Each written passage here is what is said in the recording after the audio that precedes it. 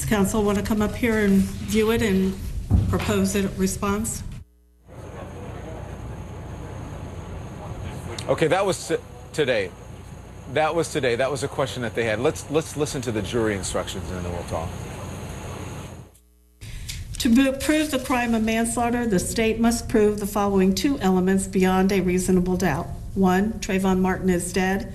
2, George Zimmerman intentionally committed an act or acts that caused the death of Trayvon Martin. George Zimmerman cannot be guilty of manslaughter or committing a merely negligent act, or if the killing was either justifiable or excusable homicide. Each of us has a duty to act reasonably toward others. If there is a violation of that duty without any conscious intention to harm, that violation is negligence.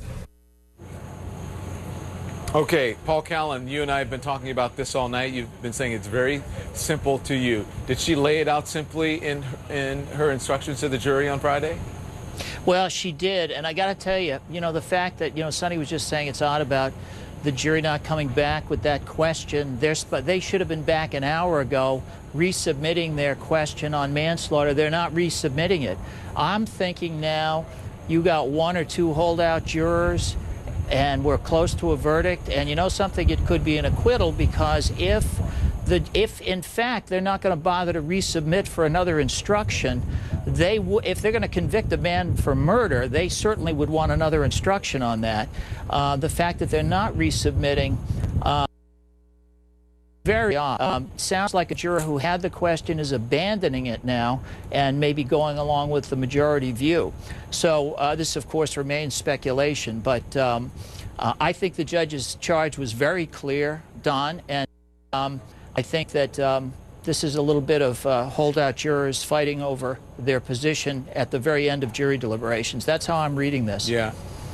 And there's really a page and a half, almost 2 pages when it comes to manslaughter here, because, and Sonny, you're reading it, you have the same thing here with me, because it goes on to say the killing of a human being is excusable and therefore lawful under any of the following 3 circumstances: when the killing is committed by accident and misfortune in doing any lawful act by lawful means, with usual ordinary caution and without unlawful intent, when the killing occurs by accident and misfortune, in the heat of passion, upon any sudden and sufficient provocation, or when the killing is committed by accident and misfortune resulting from a sudden combat, if a dangerous weapon is not used and the killing is not done in a cruel or unusual manner, and then it goes on, and there are several other that's things. the excusable homicide part of it. Right. So the manslaughter part is Trayvon Martin is dead.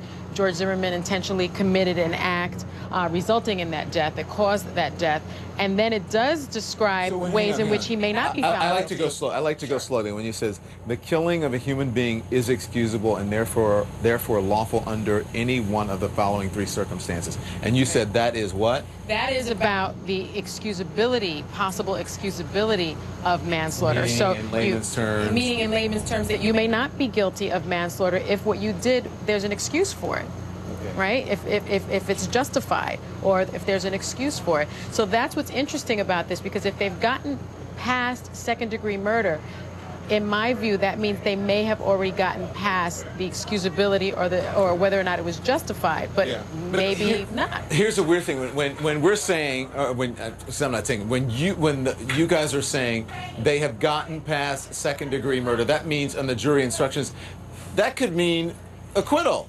That could be going down to acquittal. Very well. Right. Yeah, it could very well mean that. So we shouldn't read anything into that. At this point, I suppose that's right. I mean, my experience tells me that jurors generally go right down the verdict form. They consider one thing and then they consider the next. And so, in deciding that second-degree murder isn't appropriate here, they would have had to have also decided that self-defense didn't apply. All right, I don't want to get too in the weeds. I know, we're getting a little wonky. We're getting a little wonky here. We're on the air.